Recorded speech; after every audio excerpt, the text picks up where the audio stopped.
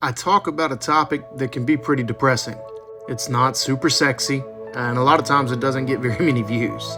So the question is, why men's mental health? The truth is, there are a ton of reasons, starting with the fact that I had an uncle at an early age die by suicide. My mom's brother died when I was very young by suicide, and the effects of that, although they weren't incredibly impactful on me at a personal level because I was so young, were very impactful to my family. And that event, that death, still impacts and affects my family to this day, and probably affects how I talk about the subject and why I talk about it, and how I discuss it with my wife or with my kids. Statistically, men make up 80% of all suicide deaths, even though we're 49% of the population. Men are 4 times more likely to die by suicide than women. Men make up 80% of people experiencing homelessness here in the US. Men are 80% of all inmates in the US. Some studies even said 90%. So there's an issue. And there's a huge stigma surrounding men's mental health where it's not okay or cool or normal to talk about. Men are expected to be strong, it's stoic, and protectors and providers.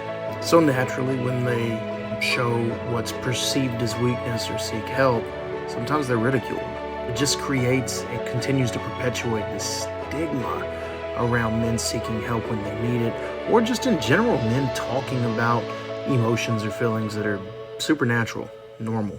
A huge premise of mine is that if we talk about men's mental health, if we make it a normal conversation, it'll become less stigmatized, it'll feel more normal to discuss. We can get to a place where guys feel comfortable saying things like, yeah, I was bummed out, right? Sad. I had emotions. And it's just a normal conversation instead of it being something where if I'm in a room with a bunch of friends and a guy starts talking about being sad, it feels weird. It feels weird to me today, but I don't believe that it should. And I do believe that that is part of the reason why such a disproportionate number of those deaths are men.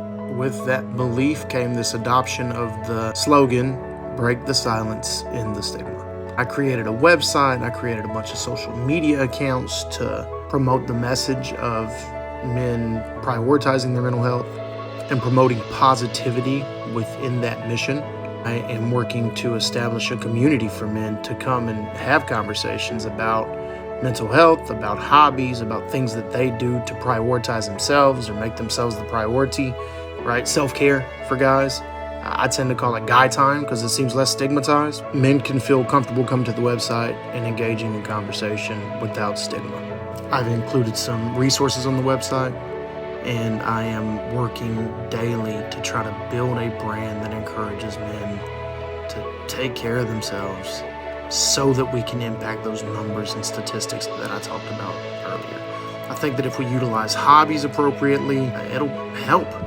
Guys are often hesitant in today's world to just go fishing, link up with some buddies, watch a game, play a round of golf, go to the driving range, or go do some other thing that they enjoy with people that they enjoy doing those things with.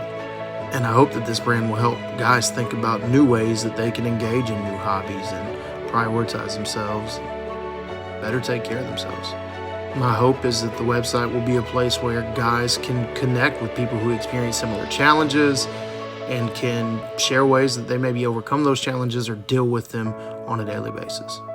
Sort of learn from one another, support one another.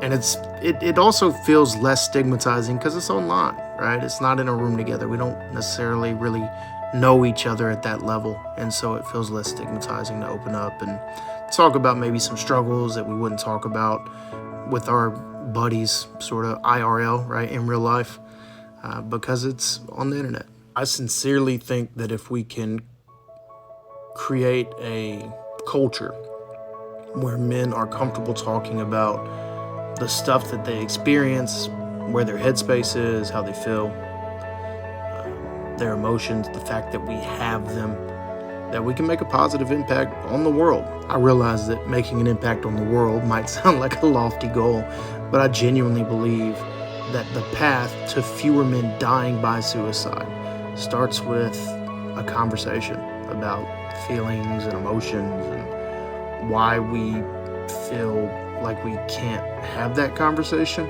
The fact that a great deal of mental health conditions are caused by chemicals, biology, chemistry, biopsychosocial models, right? It should be normal for us to recognize and accept the fact that we feel the same type of emotions as women, as anybody else in the world.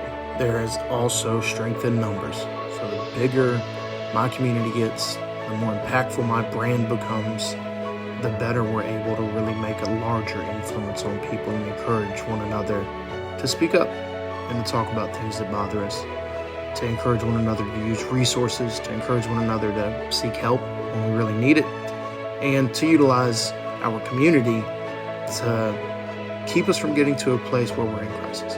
I found myself a few months ago uniquely positioned to be able to start this brand and make an impact on something that mattered.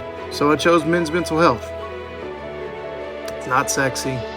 It's sometimes tough to get a lot of views, but step by step, we'll build this community, we'll make an impact, and we will break the silence and end the stigma surrounding men's mental health. Thanks, guys.